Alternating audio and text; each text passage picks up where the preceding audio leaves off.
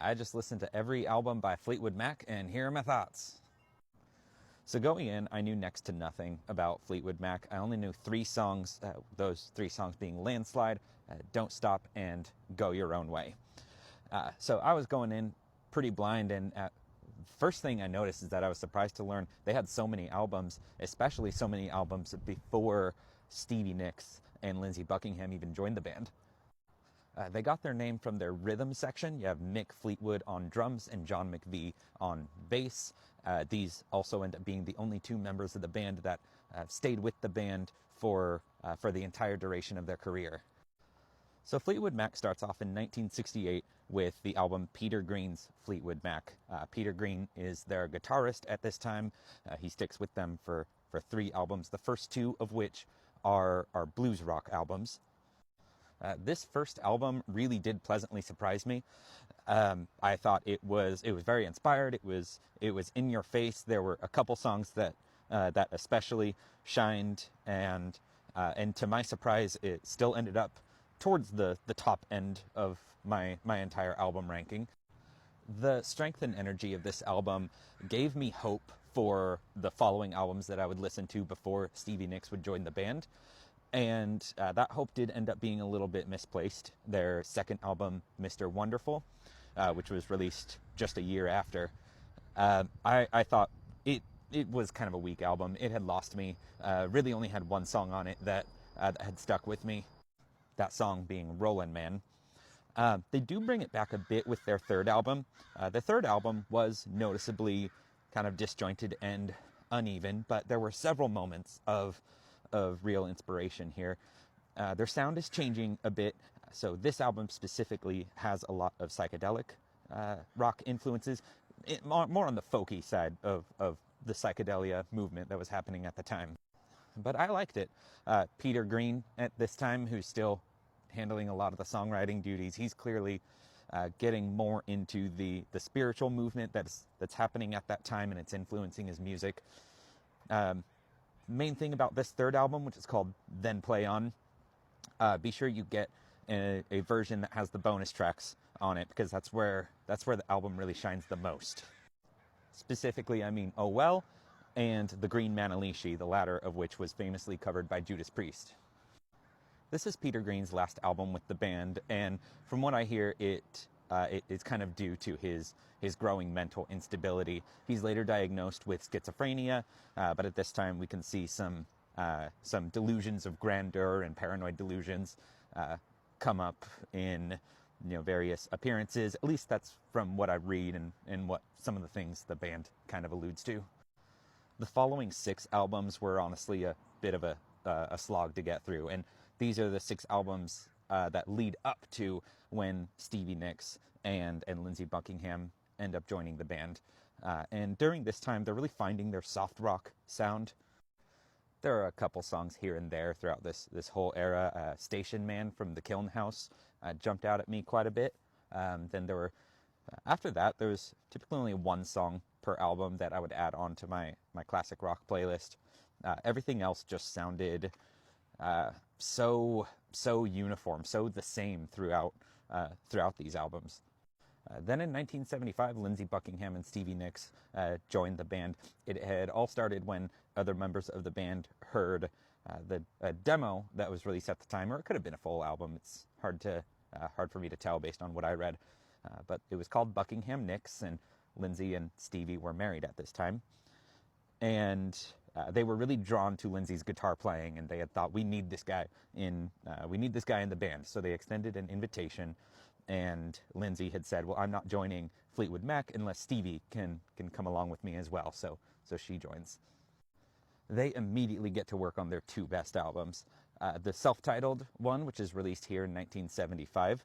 This has Rhiannon, which I didn't know, and I was blown away by. This is an amazing song. Also had Monday Morning, which I thought was a good song, and of course it has Landslide, which is legendary for a reason. I still think that's one of Fleetwood Mac's best songs, possibly their best.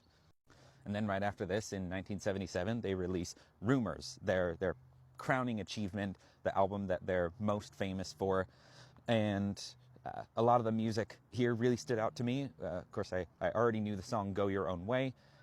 But there were several others. Honestly, as a whole album, this just works really well.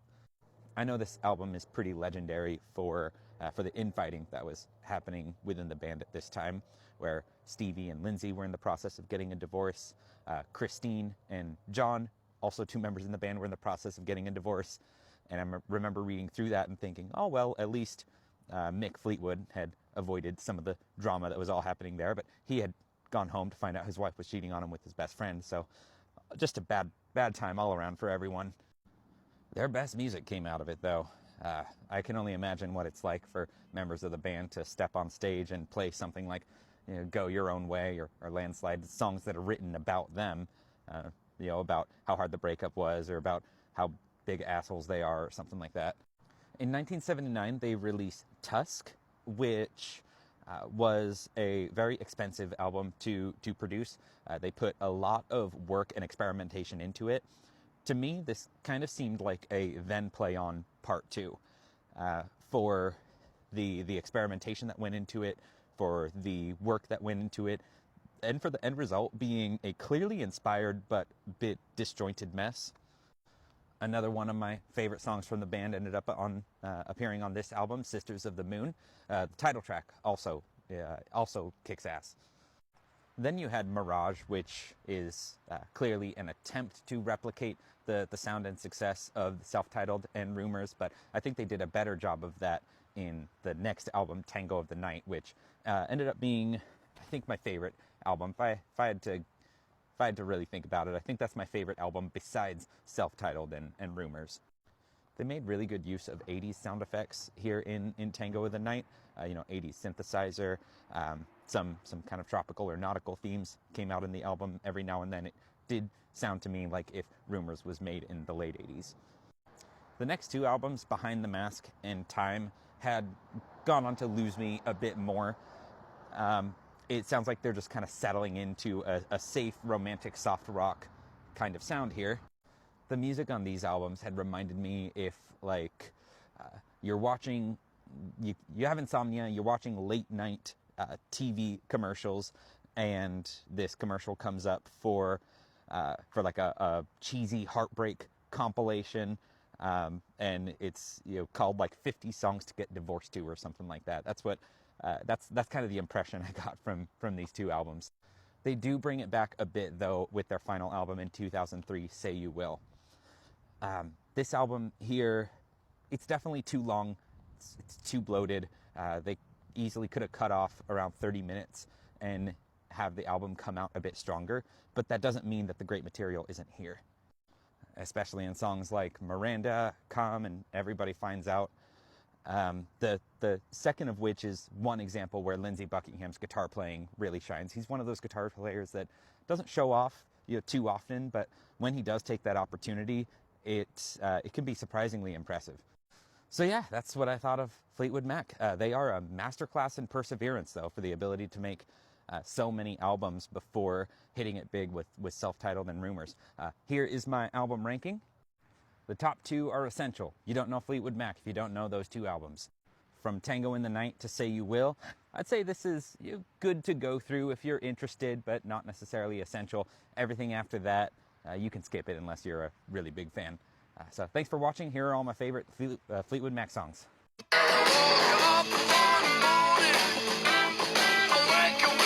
I might not give the answers that you want me to. Can you tell me? Forever, will you ever win? Can a child